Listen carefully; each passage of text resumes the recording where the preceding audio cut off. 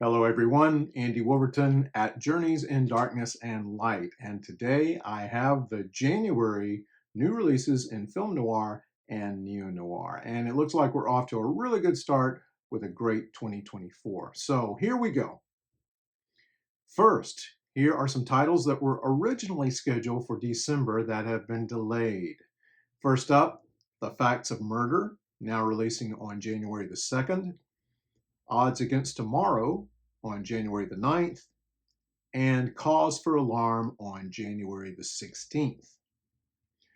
So on January the 9th, we have the 16th volume of Film Noir, The Dark Side of Cinema from Kino Lorber. Let's take a quick look at these three titles. We start off with The Mystery of Marie Roget from 1942, directed by Phil Rosen. Edgar Allan Poe's 1842 short story, The Mystery of Marie Roget, is considered the first murder mystery based on the details from an actual crime. In this adaptation, star of musicals Marie Roget, played by Maria Montez, mysteriously disappears for several days. When a woman's body is discovered with its face ripped away, the authorities assume it's Marie. Yet Marie soon turns up, but won't talk about where she's been. The script departs from Poe's original short story quite a bit, and most people who've seen the picture aren't that impressed with it.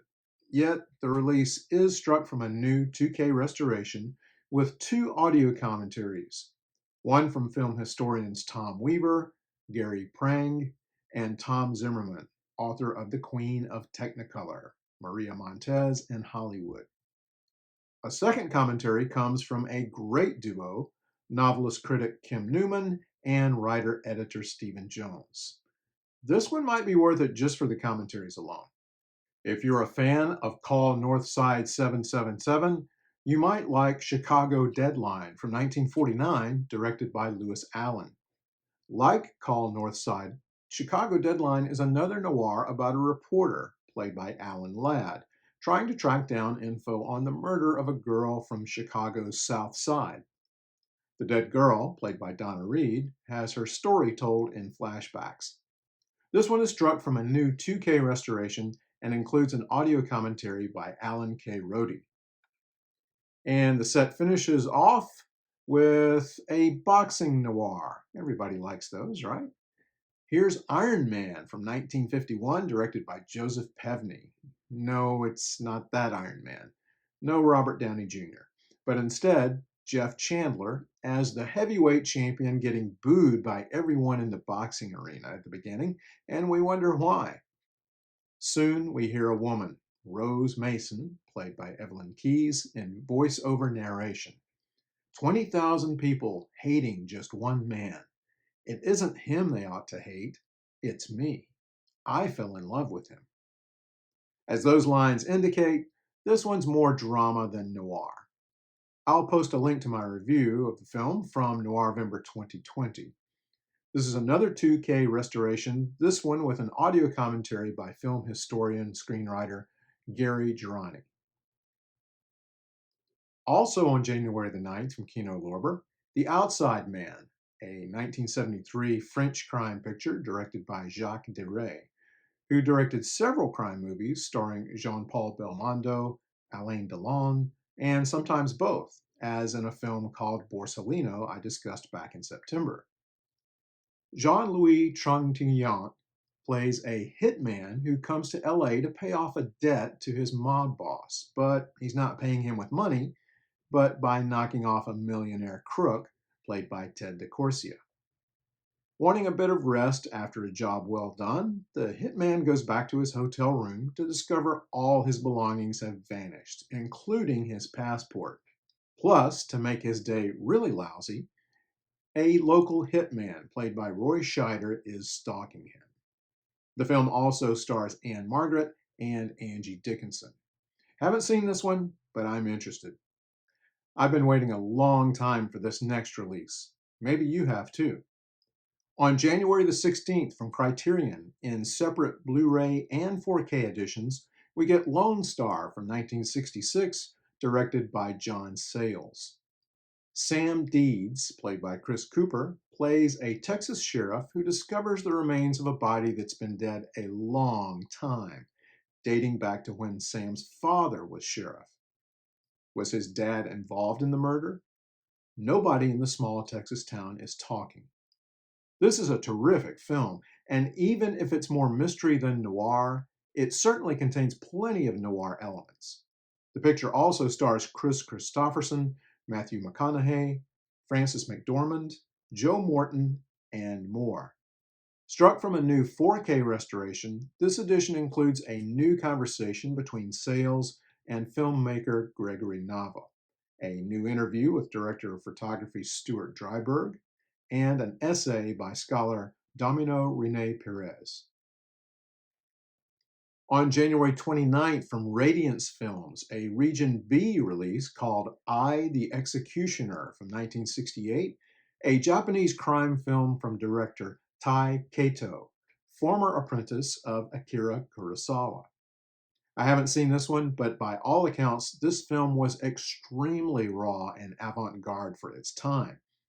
One writer stated the film contains a sense of noirish dread, which paints the modern city as an inescapable hellscape. Tony Raines calls it one of Japan's most disturbing anatomies of a serial killer. In this case, a serial killer begins killing more and more people, while the police determine that all the victims have a connection to the suicide of a young boy who lived in the same building. The extras include a visual essay on Japanese serial killer films by Jim Harper, an appreciation of the film by filmmaker Kenta Fukasaku, a limited edition booklet with new writing by Tony Raines, and a new translation of archival writing on the film, and a trailer. This is a Region B release limited to 3,000 copies.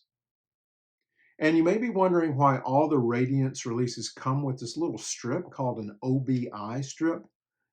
They do this so that the packaging doesn't contain any certificates or markings, which is nice. So there you go.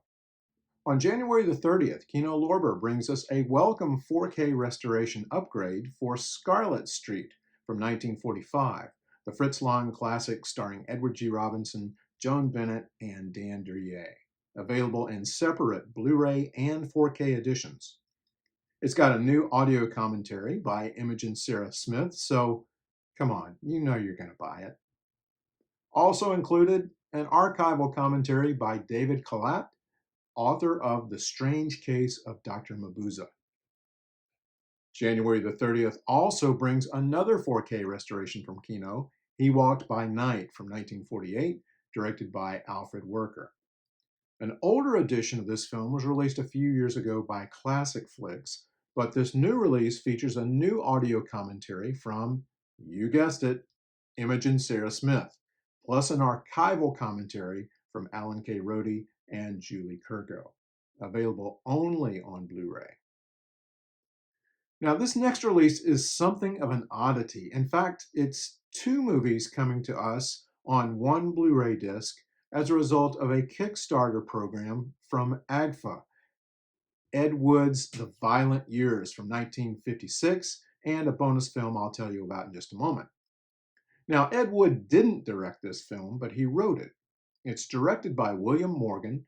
It's the story of the daughter of a newspaper publisher, a girl that's so bored, she and some of her girlfriends decide to dress like men and create their own gang.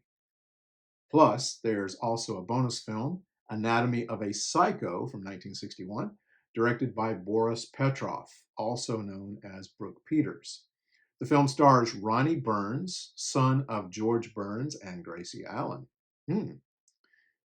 Although Ed Wood neither wrote nor directed this, you'll hear some of the same music used in Wood's classic, Plan 9 from Outer Space. The story is pretty simple. A teenager goes off the rails and seeks revenge when his older brother is executed for murder. Both films are on YouTube if you'd like to check them out first. The Violent Years includes an audio commentary with filmmaker Frank Henenlotter, director of Basket Case, and Ed Wood biographer Rudolph Gray. There's also a collection of gutter noir trailers from the Something Weird vault and a memorabilia scrapbook.